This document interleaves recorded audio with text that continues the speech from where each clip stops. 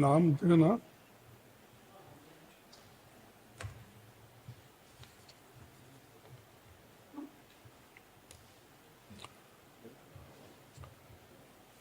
आज के इस शिविर का उद्घाटन के संदर्भ में उपस्थित नेतागण, ऑर्गेनाइजिंग सेक्रेटरी वेणुगोपाल जी, इंचार्ज जनरल सेक्रेटरी और हमारे सीनियर नेता श्री मुकुल वासनिक जी, इस ट्रेनिंग कार्यक्रम के जो इसको चलाने वाले श्री सचिन राव जी, पीसीसी प्रेसिडेंट श्री अमित चावड़ा जी, सीएलपी लीडर तुषार चौधरी जी, सभी नवनिर्वाचित जिला अध्यक्ष, पीएससी मेंबर्स एवं एआईसीसी आए पदाधिकारी और जो भी संगठन का व्यवस्था में लगे हुए हमारे सारे ऑर्गेनाइजेशन के भाइयों और बहनों, संगठन सृजन अभियान से अब 2 चरण के प्रशिक्षण कार्यक्रम में आप लोग भाग ले रहे हैं। सभी जिला अध्यक्षों को मेरी ये शुभकामना है। मैं आपको शुभकामना देता हूं क्योंकि आप कष्ट उठाकर यहाँ पर आए हैं। इससे पहले आनंद में आपकी 3 दिन की ट्रेनिंग हुई थी। राहुल गांधी जी उसमें आकर आपको संबोधित किए थे। साथियों, ये वर्ष गांधी जी के कांग्रेस अध्यक्ष बनने की शताब्दी का साल है। वे बेलगाम यानी कर्नाटक, हमारे स्टेट में अधिवेशन कांग्रेस का हुआ था, जिस जगह महात्मा गांधी जी ने पहला अध्यक्ष पद वहां पर स्वीकारा था। इससे पहले कहीं अध्यक्ष पद पे वो नहीं थे, एक ही बार बने, वो बेलगाम में, और उसको 100 साल होने जा रहे हैं।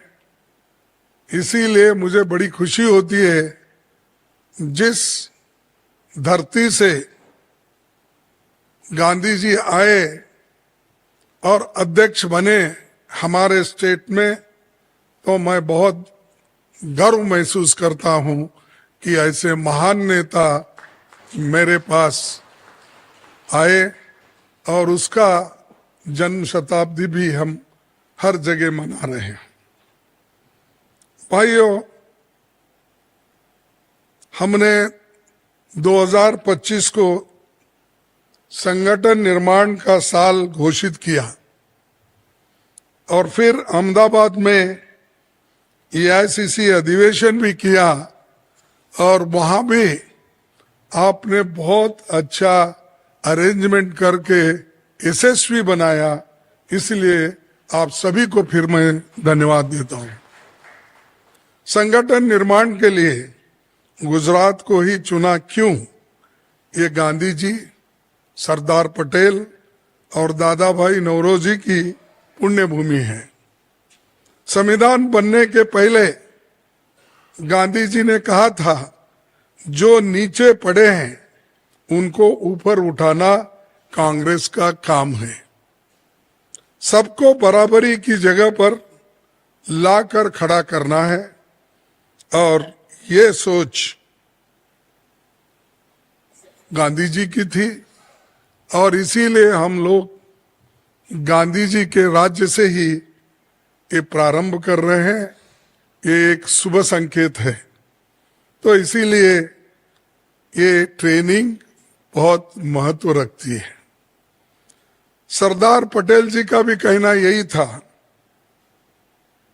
कराची के अधिवेशन में उन्होंने जब ये फंडामेंटल राइट्स का रेजोल्यूशन मूव कर रहे थे, उस पर प्रस्तावित पारित हुआ था, तब संविधान बना तो इन बातों को कॉन्स्टिट्यूएंट असेंबली ने सीरियसली लेकर उनके दिए हुए फंडामेंटल राइट्स के जितने भी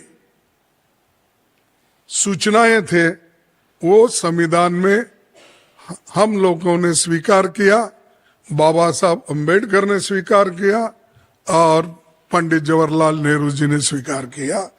ये वो धरती है जो संविधान में मूलभूत हकों को देने वाली एक धरती है।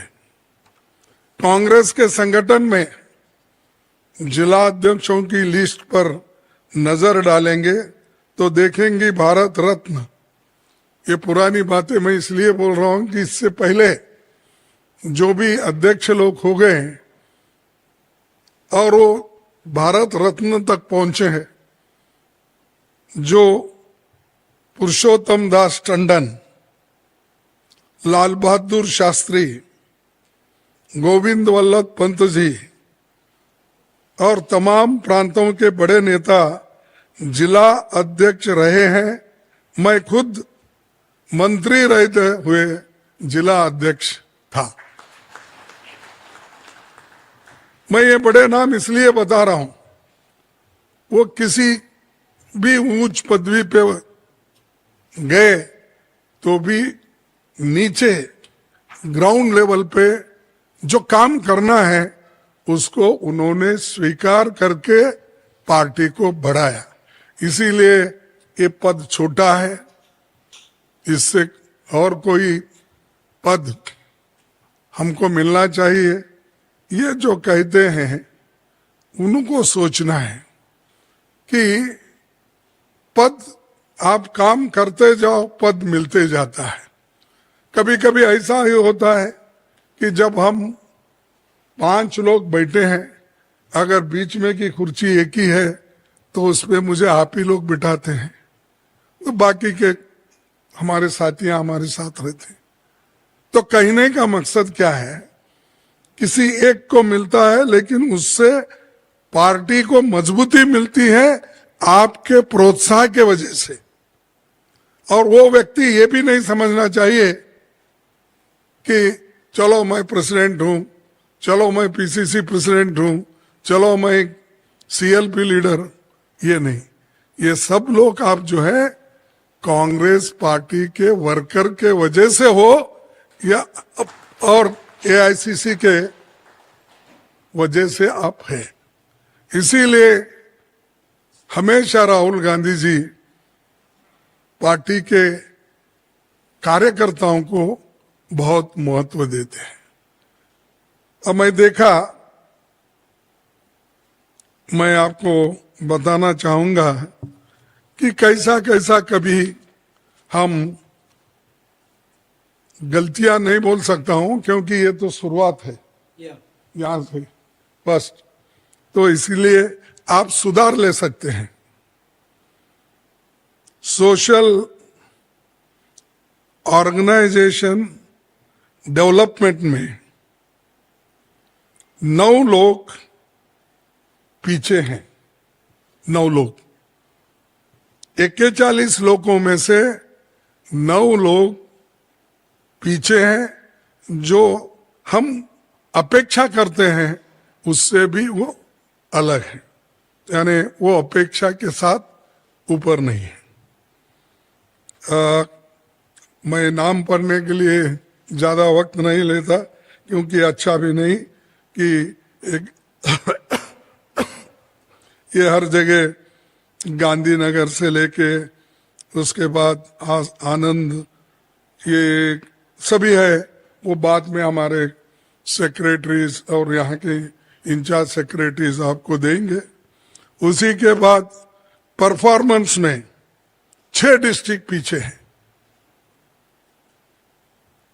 41 लोगों में ही। और आपको जो रैंकिंग दिया गया है उसमें जरा पानी लो।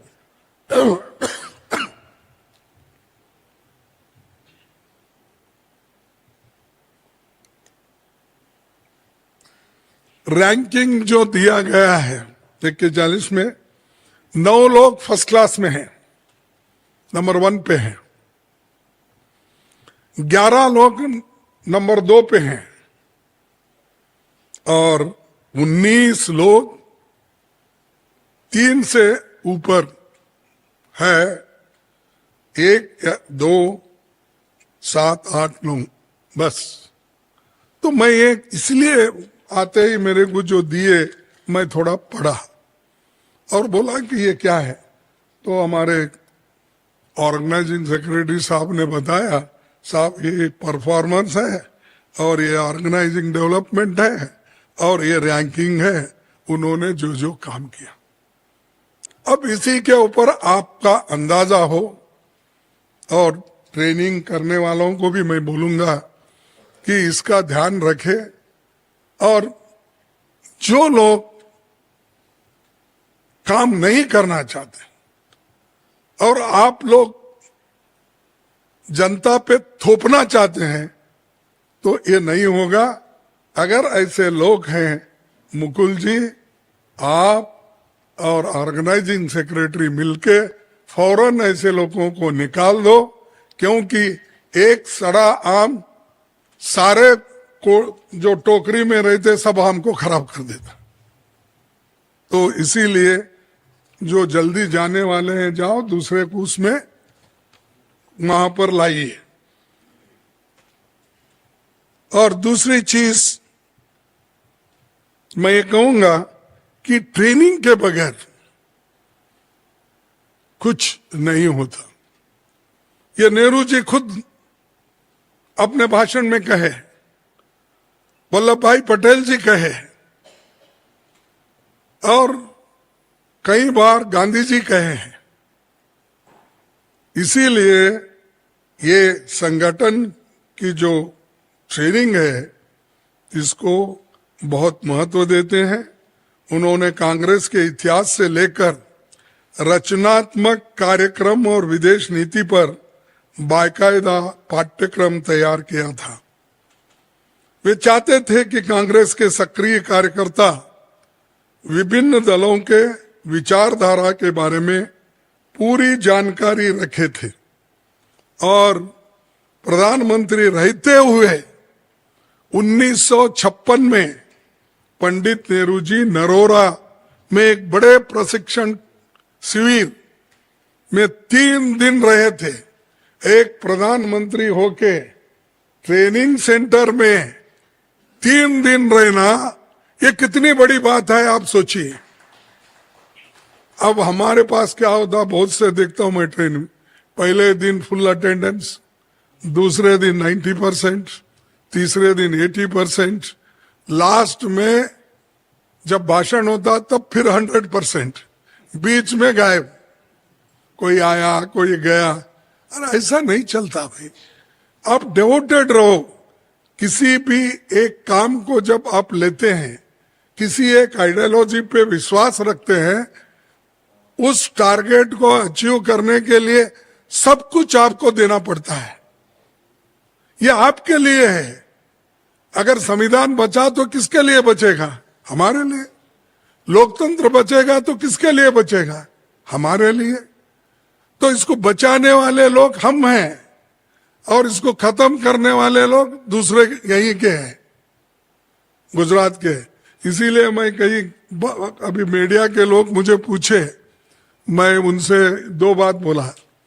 मैं गुजरात एक बहुत बड़ा आदर्श स्टेट है हमारे लिए, क्योंकि महात्मा गांधी जी ने हमारा स्वतंत्रता हासिल करके हमको दी, आजादी के लिए लड़े और आखिरी में उनके छाती में 3 से गोलियां डालकर मार दिए। ऐसी एक फिलॉसफी है। और वो जो महात्मा गांधी जी ने देश की आजादी के लिए किया, वो बहुत बड़ा देन पूरे देश के लिए है। यह हमको सोचना होगा। महात्मा गांधी जी एक और सबको इकट्ठा करने वाले हैं। जूनागढ़ से लेकर हैदराबाद स्टेट तक जो आजादी के वक्त वो ये चाहते थे पाकिस्तान ज्वाइन होना, यही इसी धरती पे जूनागढ़ से लेकर मैं जिस जगह से आता हूं हैदराबाद एरिया, ये लोग पाकिस्तान ज्वाइन होना चाहते थे। लेकिन वल्लभ भाई पटेल, पंडित जवाहरलाल नेहरू जी ने मिलके सारे देश के जितने भी छोटे मोटे रजवाड़े थे 565 या कुछ टोटल, उनको एक बनाया। वो महापुरुष भी इसी गुजरात का है। जो आजादी दिलाया वो भी गुजरात का ही है। जो एक किया सबको वो भी गुजरात का है। ये 2 महत्व व्यक्ति हमारे कांग्रेस में पैदा हो गए। लेकिन आपने दूसरे 2 दिए हमको। अरे क्यों हंस रहे? अभी मैं कुछ बोला ही नहीं। लेकिन दूसरे आप 2 दिए। जो आजादी गांधी जी ने हमको दिलाई, वो आजादी जी के खिलाफ और स्वतंत्रता के खिलाफ, संविधान के खिलाफ काम कर रहे हैं या नहीं? वो भी कहां के हैं? वो भी गुजरात की है। और एक है दूसरा आदमी, सब कुछ मुझे ही होना, होम मिनिस्ट्री मुझे ही होना, फाइनेंस मिनिस्ट्री में से मुझे ही होना, कोऑपरेशन मिनिस्टर्स में मुझे ही होना, सब कुछ लॉ एंड ऑर्डर मुझे कंट्रोल में होना, यहां तक अगर चांस मिला तो आर्मी भी मेरे कंट्रोल में होना। बोलने वाला व्यक्ति, संविधान को ध्वंस करने वाला व्यक्ति और लोकतंत्र को खत्म करने वाले लोग भी, वो 2 लोग भी यहीं के हैं। इनके खिलाफ आपको लड़ना है।